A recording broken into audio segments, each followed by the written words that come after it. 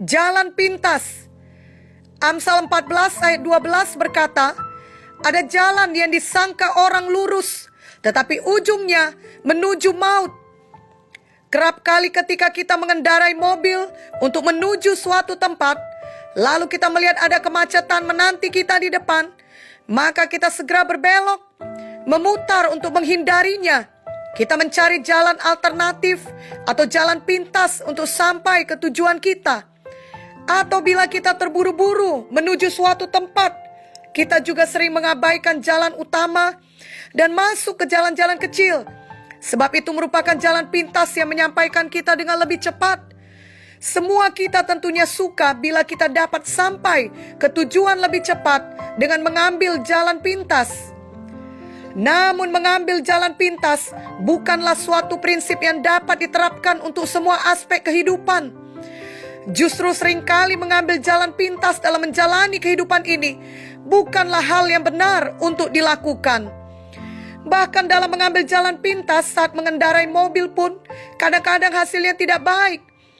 Misalnya bila kita mengambil jalan pintas yang biasanya jalan-jalan kecil saat malam hari, di mana tidak ada lampu jalan, kita tidak melihat adanya lubang yang dalam yang membuat mobil kita terperosok ke dalam dan justru membutuhkan waktu lebih lama untuk mengeluarkannya. Janganlah karena ketidaksabaran kita mau segera kaya, kita mau segera terkenal, kita mau segera berkuasa, kita mau keinginan kita segera tercapai, maka kita mengambil jalan pintas untuk itu. Maksudnya mengambil jalan pintas di sini adalah ketika kita memiliki suatu keinginan atau tujuan dalam hidup, maka demi mendapatkannya kita menghalalkan segala cara dan kita berargumen bahwa karena tujuan kita adalah sesuatu yang baik, maka demi mencapainya kita harus berani membayar harga. Bahkan kita dipaksa oleh keadaan harus mengambil jalan pintas tersebut, yakni kita harus kompromi mengerjakan hal-hal yang buruk, termasuk mengorbankan integritas kita dan nilai-nilai kebenaran yang seturut dengan firman Tuhan. Di saat pandemi COVID-19 seperti saat sekarang ini, semua orang dihadapkan pada pilihan untuk menjadi pribadi yang lebih baik atau sebaliknya.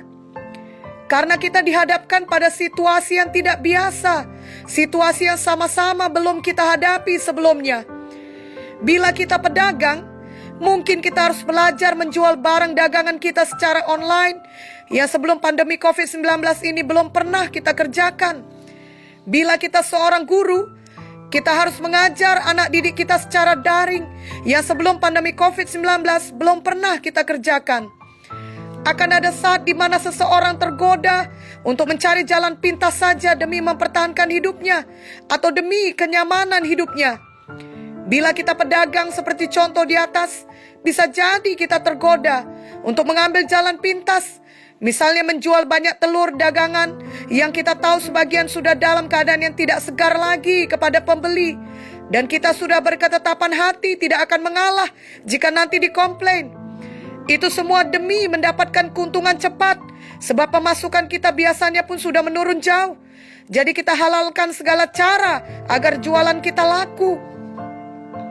Atau jika kita guru, kita tergoda untuk hanya sekedarnya saja memberikan tugas secara daring kepada WA grup murid-murid kita, dan bukannya menghubungi mereka satu persatu, memastikan mereka belajar dengan baik, mengatasi persoalan mereka, sebab kita mau menghemat biaya pemakaian internet, atau kita lebih suka memakai waktu kita demi kenyamanan kita saja. Kita tidak peduli apakah murid-murid kita tersebut benar-benar belajar. Yang penting kita sudah memberikan tugas dan kita mendapatkan gaji. Dan banyak lagi contoh lainnya dalam kehidupan, sesuai dengan yang kita kerjakan dalam kehidupan kita masing-masing, di mana kita hanya mau mengerjakan seminimal mungkin dan kita menahankan yang terbaik dari diri kita. Kita tidak mau bersusah payah untuk berkorban sehabis daya kita, namun kita tetap mengharapkan agar hasil yang luar biasa baiknya terjadi kepada kita. Janganlah kita tertipu dengan berpikir bahwa bila kita terus-menerus membuat pilihan yang salah, kita akan tetap mendapat hasil yang terbaik. Galatia 6 ayat 7 jelas berkata, jangan sesat. Allah tidak membiarkan dirinya dipermainkan. Karena apa yang ditabur orang, itu juga yang akan dituainya. Adalah baik untuk memiliki visi yang besar, untuk memiliki goal yang besar, untuk beriman melakukan perkara-perkara yang besar. Namun jika perkara tersebut memang berasal dari Tuhan, maka kita akan bertekun, bersabar dalam segala prosesnya, sampai akhirnya kita tiba di sana. Kita bukan berusaha mempersingkat prosesnya atau mempercepat waktunya dengan mengambil jalan pintas yang kita pikir akan sangat menguntungkan kita. Kalau kita mengingat kisah Lot di dalam Alkitab, kita tahu bahwa suatu hari ketika Lot dihadapkan pada pilihan penting dalam hidupnya, Lot justru membuat keputusan yang salah. Lot memilih baginya seluruh daerah Jordan dan berdiam di daerah yang letaknya di dekat Sodom. Jadi Lot memilih jalan pintas. Ia memutuskan untuk pindah ke tempat itu, yang ternyata adalah keputusan terburuk yang dapat dibuatnya untuk hidupnya dan untuk keluarganya juga. Itu semua karena ia melihat tempat itu memiliki peluang yang jauh lebih baik untuknya daripada tempat lainnya. Ini merupakan pelajaran kepada kita, yakni jika kita mau membuat keputusan untuk hidup dan masa depan kita, maka janganlah membuatnya berdasar kenyamanan semata, atau keamanan semata, atau keuntungan materi semata, ataupun kesenangan semata. Namun mintalah arahan dari Tuhan dan juga dari hamba-hambanya yang benar. Lot memilih jalan pintas, meninggalkan Abraham, karena apa yang dilihatnya baik dan menguntungkan bagi dirinya. Tapi akibatnya, Lot kemudian harus melihat kejahatan orang Sodom dalam kehidupannya sehari-hari. Sungguh harga yang sangat mahal demi memperoleh kenikmatan duniawi. Kejadian 13 ayat 10-13 menuliskan, lalu Lot melayangkan pandangnya dan dilihatnya lah bahwa seluruh lembah Jordan banyak airnya, seperti taman Tuhan, seperti tanah Mesir, sampai ke Zoar. Hal itu terjadi sebelum Tuhan memusnahkan Sodom dan Gomora. Sebab itu Lot memilih baginya seluruh lembah Jordan itu. Lalu ia berangkat ke sebelah timur dan mereka berpisah. Abraham menetap di tanah Kanaan, tetapi Lot menetap di kota-kota lembah Jordan dan berkemah di dekat Sodom. Adapun orang Sodom sangat jahat dan berdosa terhadap Tuhan. Dan seiring waktu berlalu, Lot yang tadinya berada di dekat Sodom atau di luar kota Sodom, namun pada akhirnya Lot dan keluarganya sudah hidup menetap di dalam Sodom. Kejadian 14 ayat 12 menuliskan, juga Lot, anak saudara Abram, beserta harta bendanya, dibawa musuh, lalu mereka pergi, sebab Lot itu diam di Sodom. Kita tahu bahwa orang Sodom sangat jahat dan berdosa terhadap Tuhan. Begitu jahatnya orang Sodom sehingga mau dihancurkan atau dimusnahkan Tuhan. Namun Tuhan memberitahu kepada Abraham bahwa Sodom akan dihancurkan. Dan Abraham kemudian bersyafaat untuk Lot. Tuhan kemudian mengirimkan malaikat untuk menyelamatkan Lot dan keluarganya.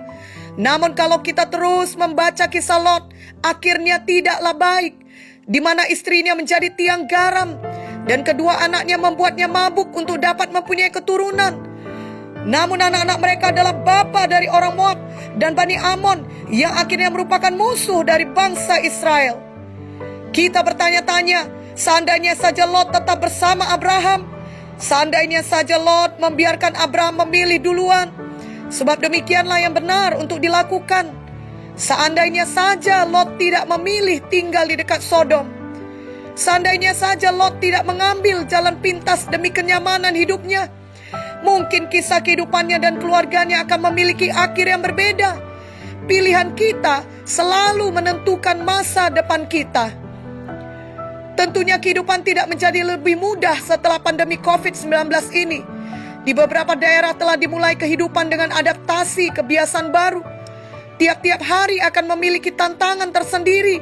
Namun apapun itu, janganlah membuat kita mengambil jalan pintas, yakni kompromi dengan dosa, lalu memilih yang salah. Misalnya memilih mendapatkan kekayaan cepat dalam jangka pendek, namun sebenarnya dalam jangka panjang justru tidak membawa kebaikan, seperti kisah Lot. Lot sepertinya tidak berpikir panjang. Mungkin ia berpikir dengan hidup di dekat Sodom, ia pasti lebih diberkati. Ia dan keluarganya akan lebih makmur. Hidup mereka akan terjamin. Masa depan yang indah menanti mereka. Tetapi setelah selang beberapa waktu, justru kebalikannya yang terjadi. Sebab kota Sodom sangat jahat. Hati Lot sangat menderita, sangat tersiksa. 2 Petrus 2:7-8 menuliskan, tetapi ia menyelamatkan Lot, orang yang benar, yang terus-menerus menderita oleh cara hidup orang-orang yang tak mengenal hukum dan yang hanya mengikuti hawa nafsu mereka saja. Sebab orang benar ini tinggal di tengah-tengah mereka dan setiap hari melihat dan mendengar perbuatan-perbuatan mereka yang jahat itu, sehingga jiwanya yang benar itu tersiksa. Sebenarnya itu juga yang terjadi bagi kita anak-anak Tuhan, di mana ketika kita mengambil jalan pintas, maka setelah selang beberapa waktu, bila kita jujur, hati kita akan menderita. Sebab kita sudah pernah mengecap kebenaran. Kita tahu apa yang sudah kita lakukan adalah hal yang salah.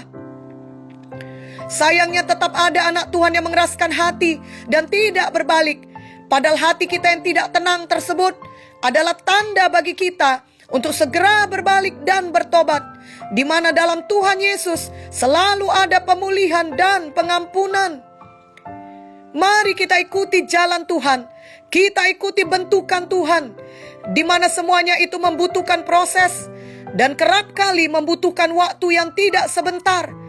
Mari kita jalani dengan percaya kepada Tuhan.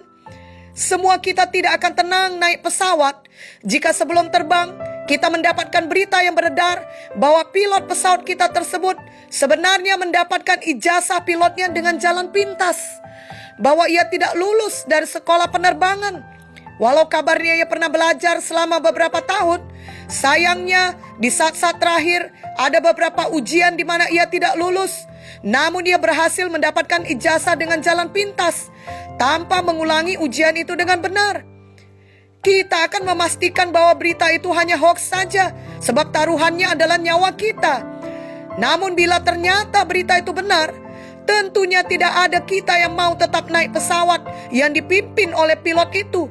Dan kita akan sangat menyesalkan perbuatannya yang mengaku sebagai pilot berijazah, padahal pada kenyataannya tidaklah demikian. Walau mungkin dia sudah berhasil membawa pesawat selama beberapa bulan sebelum akhirnya kebohongannya terbongkar, namun tentunya ia tetap harus dipecat atau diberhentikan karena ternyata ada penipuan saat ia memperoleh ijazah. Mungkin contoh seperti ini tidak akan pernah terjadi dalam hidup nyata, tapi maksudnya adalah kita mengerti bahwa mengambil jalan pintas hanya memberikan kesenangan sesaat, namun akhir yang menyedihkan. Saat kita harus membuat pilihan, pastikanlah kita tidak membuat pilihan yang bertentangan dengan firman Tuhan. Walau itu jalan pintas, kelihatannya baik, namun bila itu merugikan orang lain, menyakiti orang lain demi keuntungan kita, janganlah kita melakukannya. Demikian juga saat kita menghadapi kesulitan, janganlah demi supaya kita segera keluar dari kesulitan itu, kita mengambil jalan pintas. Mari kita ingat kisah Daud, di mana jelas Tuhan sudah mengurapi dia menjadi raja atas Israel. Dia melayani Saul, raja sebelumnya, dengan tulus. Dia sering memainkan musik yang membawa hadirat Tuhan, sehingga Saul dibebaskan dari pengaruh roh jahat. Dia yang mengalahkan Goliat ketika Saul dan seluruh Israel ketakutan. Namun Daud justru dibenci dan dicemburui Saul, dikejar dan diburu untuk dibunuh. Bertahun-tahun Daud hidup dalam pelarian, sangat susah. Lalu suatu kali ada kesempatan terbuka untuk membunuh Saul, untuk mengakhiri semua penderitaannya. Kelihatannya ini jalan keluar dari Tuhan. Kelihatannya ini jalan pintas yang sangat baik, yang tidak boleh dilewatkan. Bahkan teman-teman seperjuangannya pun mengatakan agar Daud segera membunuh Saul. Tetapi Daud tidak mengambil jalan pintas tersebut.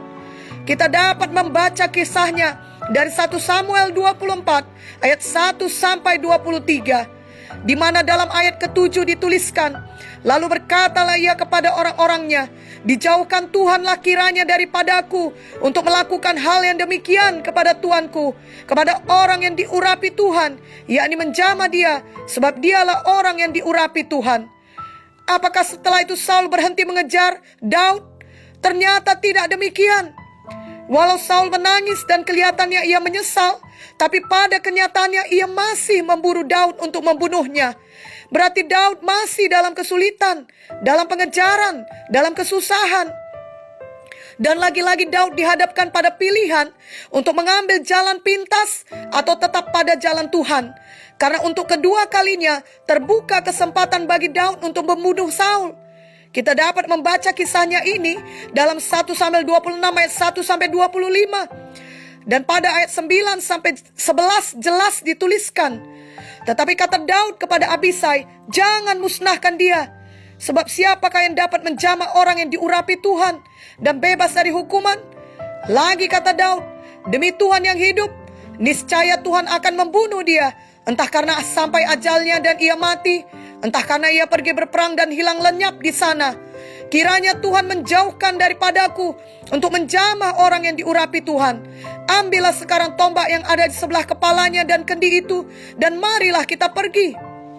Daud tidak mengambil jalan pintas. Daud tetap sabar menanti waktu Tuhan. Daud percaya pada Tuhan. Tuhan sudah berjanji ia menjadi raja melalui Nabi Samuel yang mengurapi Daud. Maka pada waktunya Tuhan akan mengangkat Daud. Daud perlu dibentuk oleh Tuhan melalui semua proses kehidupan, termasuk di dalamnya kesulitan dan kesusahan akibat dari pengejaran yang dilakukan Saul. Adakah janji Tuhan secara spesifik yang kita simpan dalam hati kita masing-masing? Apakah kelihatannya justru kesulitan dan kesusahan yang kita alami? Jangan menyerah, jangan putus asa, jangan kehilangan iman, dan terutama jangan ambil jalan pintas. Mari teladani kisah Daud ini. Kita tahu bahwa akhirnya Daud menjadi raja atas Israel. Dan dari begitu banyaknya raja-raja Israel, sampai sekarang yang dikenal adalah bintang Daud. Bahkan Tuhan Yesus sendiri disebut adalah keturunan Daud atau anak Daud. Tentunya kebaikan yang utama adalah Daud disebut sebagai orang yang berkenan di hati Tuhan. Kisah Para Rasul 13 ayat 22 menuliskan, setelah Saul disingkirkan, Allah mengangkat Daud menjadi raja mereka. Tentang Daud Allah telah menyatakan, aku telah mendapat Daud bin Isai, seseorang yang berkenan di hatiku dan yang melakukan segala kehendakku. Biarlah ini juga jadi atas kita. Semua kesulitan yang kita alami mengubahkan hati kita untuk menjadi orang yang berkenan di hati Tuhan. Adalah sangat menyedihkan jika keadaan berubah, namun hati kita tetap tidak berubah. Lebih baik keadaannya belum berubah, namun hati kita sudah berubah menjadi lebih seperti karakter Tuhan Yesus. Dan pada waktunya, keadaan kita itu pun pasti diubahkan Tuhan. Mari kita menanti dengan sabar. Jangan pernah lagi mengambil jalan pintas. Kami pernah beberapa kali membuat ice cream sendiri. Dan hasilnya cukup baik, rasanya enak, dan kami semua senang menikmatinya. Namun saat pertama kali kami membuatnya, hasilnya tidaklah langsung baik. Karena waktu itu kami tidak sabar untuk segera mencoba dan menikmatinya, sehingga kami mengeluarkan adonan es krim itu terlalu cepat dari freezer atau kulkas kami. Itu membuatnya masih terlalu lembek dan tidak enak dimakan sebagai es krim. Sebenarnya banyak jenis makanan lain yang membutuhkan kesabaran untuk memasaknya. Bila buru-buru atau tidak sabar, justru akan mengacaukan hasil masakan itu, atau setidaknya mengurangi kualitasnya. Seperti kalau memasak ikan arsik, butuh waktu yang lama agar semua bumbu menyerap dengan baik. Bahkan untuk membuat puding sekalipun, seseorang harus sabar menanti agar itu mengeras dan menjadi puding supaya hasilnya baik. Bila sebelum waktunya tiba, kita tetap memaksa agar puding itu bisa dimakan, maka tentu tidak akan berhasil. Tidak peduli berapapun baiknya persiapan kita untuk memasak suatu jenis masakan, bila kita tidak sabar menanti waktu yang dibutuhkan untuk memasaknya, maka dapat dipastikan hasilnya tidak akan bagus, bahkan bisa jadi rusak sama sekali. Sama halnya dengan kehidupan kita, kesabaran adalah hal yang harus kita miliki agar kita dapat sampai pada panggilan Tuhan bagi kita. Firman Tuhan dalam Yakobus 5 ayat 7-8 mengatakan, karena itu saudara-saudara, bersabarlah sampai kepada kedatangan Tuhan. Sesungguhnya petani menantikan hasil yang berharga dari tanahnya, dan ia sabar sampai telah turun hujan musim gugur dan hujan musim semi. Kamu juga harus bersabar dan harus meneguhkan hatimu, karena kedatangan Tuhan sudah dekat. Mari kita selalu ingat bahwa kedatangan Tuhan selalu semakin dekat setiap harinya, sehingga itu membuat kita semakin teguh untuk terus hidup dalam jalan Tuhan, hidup dalam kesabaran dan ketekunan, dan bukan terburu-buru mengambil jalan pintas. Biarlah dari hati kita senantiasa berkata, Tuhan tahu yang terbaik, Tuhan tidak akan terlambat. Itu sebabnya saya akan tetap bersabar dan tetap memiliki pikiran yang menang. Berapa lama pun itu, saya belajar menikmati di mana saya sekarang. Selagi saya menuju kemenangan saya tetap bersyukur di tengah semua proses dan bentukan. Karena saya tahu Tuhan memegang kendali. Saya akan tetap bertekun di tengah semua penderitaan. Saya tidak akan menyerah. Dan saya tidak akan kompromi dengan dosa dengan mengambil jalan pintas. Inilah sikap hati yang benar yang harus kita miliki. Bila kita memiliki suatu kebutuhan ataupun kerinduan, apakah itu kesembuhan untuk tubuh kita, pemulihan untuk rumah tangga kita, atau keinginan untuk segera menikah, atau berkat materi yang melimpah, maka kita memang harus terus-menerus mengisi dan menjaga pikiran kita agar sejalan dengan firman, sesuai dengan apa yang kita butuhkan tersebut. Lalu kita mempraktekkan firman dan harus tekun bersabar dalam prosesnya. Janganlah kita memaksa untuk mendapatkannya sebelum waktunya Tuhan. Sama seperti kalau kita memaksa untuk segera memakan puding, padahal masih belum waktunya, maka tidak akan ada baiknya bagi kita, karena memang puding itu belum jadi. Biarlah kita mengerti bahwa cara kita, waktu kita, dan jalan kita sendiri tidak mungkin lebih baik dari cara Tuhan dan waktunya Tuhan. Bahkan kerap kali jalan pintas yang ingin kita ambil adalah jalan yang salah, karena tidak menyangkal diri, tidak berkorban, tidak jujur, dan tidak patuh pada firman. Itu memang sifat manusiawi setiap orang, yakni mau memperoleh semua yang ia inginkan dengan cepat, bahkan bila memungkinkan tanpa membayar harga untuk itu semua. Namun sebagai orang-orang yang sudah lahir baru dan mengasihi Tuhan, kita tidak lagi hidup demikian dengan cara hidup lama yang berdosa. Sebaliknya kita mengikut jalan Tuhan. Tuhan sendiri telah menunjukkan teladan kesabarannya kepada kita. Dan dalam Alkitab ada banyak contoh yang dapat kita teladani kesabarannya, sehingga mereka memperoleh semua janji Tuhan, bahkan lebih dari yang mereka harapkan. Seperti kisah Yusuf, di mana ia mengalami proses yang sangat lama, waktu bentukan yang sangat panjang, sebelum akhirnya ia sampai pada panggilan Tuhan, yakni Yusuf menjadi penguasa. Janganlah juga kita membandingkan diri kita dengan orang lain. Misalnya kita berkata, mengapa ia tidak perlu menunggu lama untuk diberkati, sedangkan saya sampai sekarang belum juga diberkati? Marilah sadari bahwa masing-masing kita memiliki bentukan sendiri dan panggilan yang unik, serta berkat yang spesial dari Tuhan untuk hidup kita. Bagian kita adalah tetap bersabar dengan rendah hati dalam menanti waktunya Tuhan untuk hal-hal yang kita butuhkan dalam hidup kita. Dan selama proses penantian itu, kita terus menjaga pikiran kita untuk selalu mengingat janji Tuhan. Mari kita baca Ibrani 10 ayat 35-39. Sebab itu, janganlah kamu melepaskan kepercayaanmu, karena besar upah yang menantinya. Sebab kamu memerlukan ketekunan, supaya sesudah kamu melakukan kehendak Allah, kamu memperoleh apa yang dijanjikan itu. Sebab sedikit, bahkan sangat sedikit waktu lagi, dan ia yang akan datang sudah akan ada tanpa menangguhkan kedatangannya. Tetapi orangku yang benar akan hidup oleh iman. Dan apabila ia mengundurkan diri, maka aku tidak berkenan kepadanya. Tetapi kita bukanlah orang-orang yang mengundurkan diri dan binasa, tetapi orang-orang yang percaya dan yang beroleh hidup.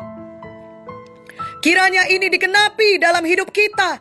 Janganlah kita mengambil jalan pintas yang bertentangan dengan firman Tuhan, dengan nilai-nilai kebenaran, kasih, dan kesetiaan. Sebaliknya, bagaimanapun keadaan kita saat ini, mari kita semua tetap sabar, tetap beriman, menanti waktu Tuhan bagi kita. Itulah waktu yang terbaik dan terindah. Amin.